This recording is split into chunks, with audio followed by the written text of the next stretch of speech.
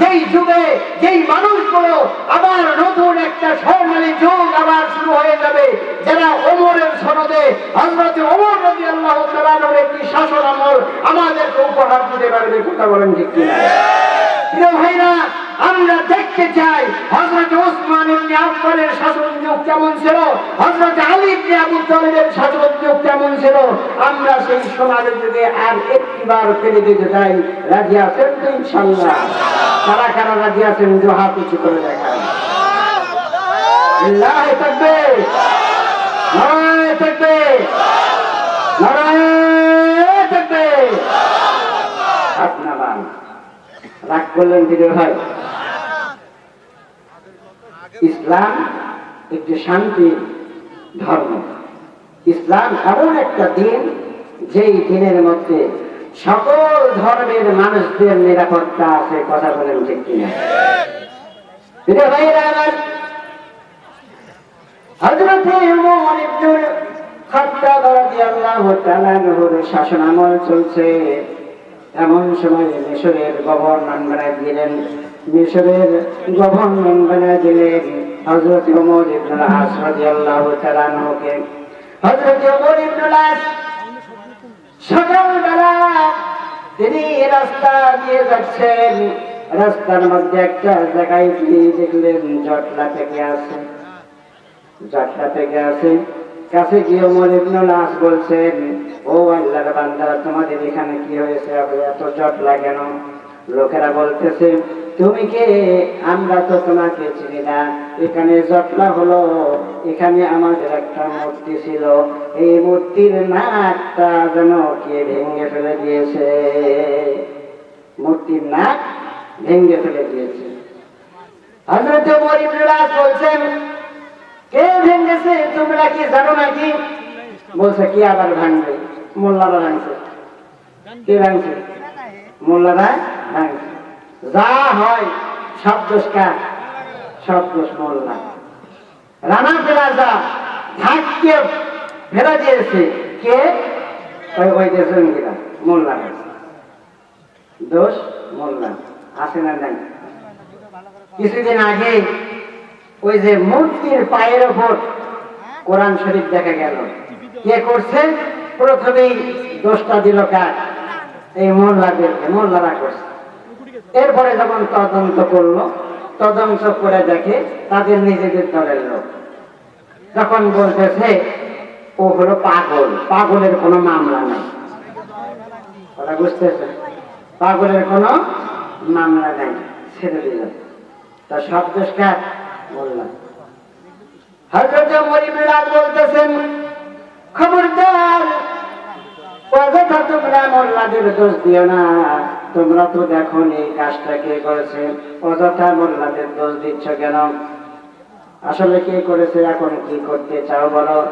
বলতেছে, ওমর ইবনে আস, আমরা মুহাম্মাদের মূর্তি নির্মাণ করতে চাই, এরপরে তার নাকটা আমরা ভেঙে দিতে চাই। প্রিয় ভাইরা আমার, হযরত ওমর ইবনে আস বলতেছেন, তোমরা আমাকে চেনো নাকি? আমাকে এই রাজ্যের খলিফা, এই রাজ্যের গভর্নর বানিয়ে দিয়েছেন হযরত ওমর রাদিয়াল্লাহু তাআলা আনহু। আমি দায়িত্ব দিয়ে বলছি, খবরদার এমন কথা বলবা না। আমাকে গালি দাও, আমাকে বকা দাও, কোনো আফসোস নাই, দুঃখ নাই, কোনো অভিযোগ নাই, কিন্তু আমার নবীকে তোমরা একটি কথা বলবা, এই কথা আমি ওমর ইবনে আস সহ্য করব না। প্রিয় ভাইরা আমার, হযরত ওমর ইবনে আস বলতেছেন, যদি নাক ভাঙতে হয়, নাক কাটতে হয়, আমি গভর্নর বলতেছি, আমি আমার নাকটা তোমাদের কাছে পেতে দিচ্ছি, তোমরা আমার নাকটা কেটে নাও। প্রিয় ভাইরা আমার, সকলে বলতেছে, এই তো পাওয়া গেছে, মোল্লার নাক পাওয়া গেছে, এইবার মজা করে মোল্লার নাক কাটবে। যেই মুহূর্তে হযরত ওমর ইবনে আস নাকটা এগিয়ে দিয়েছেন, এমন সময়ে দেখা যায় দূর থেকে একটা বালক দৌড়ে আসতেছে, এসে বলতেছে, ওগো আমিরুল মুমিনিন, খলিফার প্রতিনিধি, নাক যদি কাটতে হয় তাহলে আবার নাকটা কেটে দিন, কারণ সকালবেলা এই নাকটা আমার দ্বারা ভেঙেছে। ওমর ইবনে আস বলতেছে, তুমি নাক ভেঙেছ? তুমি জানো না মুসলিম অধ্যুষিত দেশে অমুসলিমরা মুসলমানদের আমানত, সুতরাং মুসলমানদের আমানতের জায়গায় তুমি খেয়ানত করেছ, তাকে তুমি কেন আঘাত করেছ? তখন বালকটা বলতেছে, আমিরুল মুমিনিনের খলিফা, আমার একটু কথা শুনুন। আমি সকালবেলায় এগিয়ে যাচ্ছিলাম, আমি দেখতে পেলাম মাথার উপরে একটা পাখি বসে আছে। আমি চিন্তা করলাম, হাইরে, এই পাখিটা যদি পায়খানা করে যায় তাহলে তো এই মূর্তিটার নাকে পড়বে।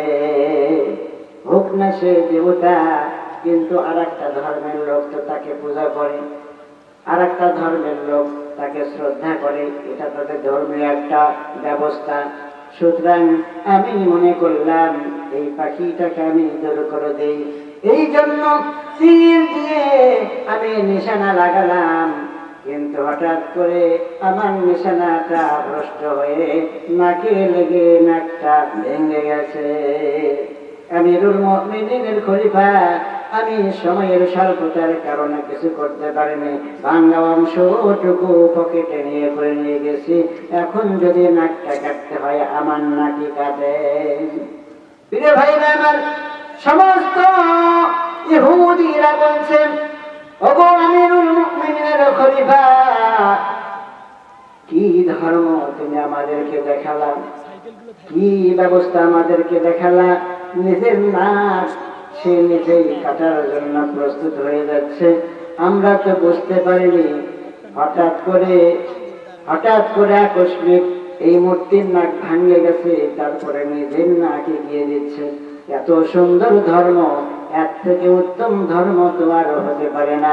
আমিরুল মুমিনিনের খলিফা, আমরা আপনার হাতে হাত রেখে এই ধর্মের কাছে নিজেদেরকে সঁপে দিচ্ছি, বলছিলাম ইলাহা ইল্লাল্লাহ মুহাম্মাদুর রাসূলুল্লাহ আল্লাহু সাল্লাল্লাহু আলাইহি ওয়াসাল্লাম। প্রিয় ভাইরা আমার, এই জন্য একটিবার এই মুসলমানরা যেই কিতাব দিয়ে, যে কোরআন দিয়ে এত সুন্দর মসজিদ চালায়, মাঠ চালায়, মসজিদে গন্ডগোল আছে, মাঠে গন্ডগোল আছে। যেই জায়গাগুলোতে কোরআন দিয়ে সমাজ পরিচালিত হয় সেই জায়গাগুলোতে কি গন্ডগোল আছে? নাই। প্রিয় ভাইরা আমার, এই জন্য একটিবার আমরা এই কোরআন দিয়ে দেখতে চাই আসলে এর দ্বারা শান্তি প্রতিষ্ঠিত হয় কি না। কথা বলেন ঠিক?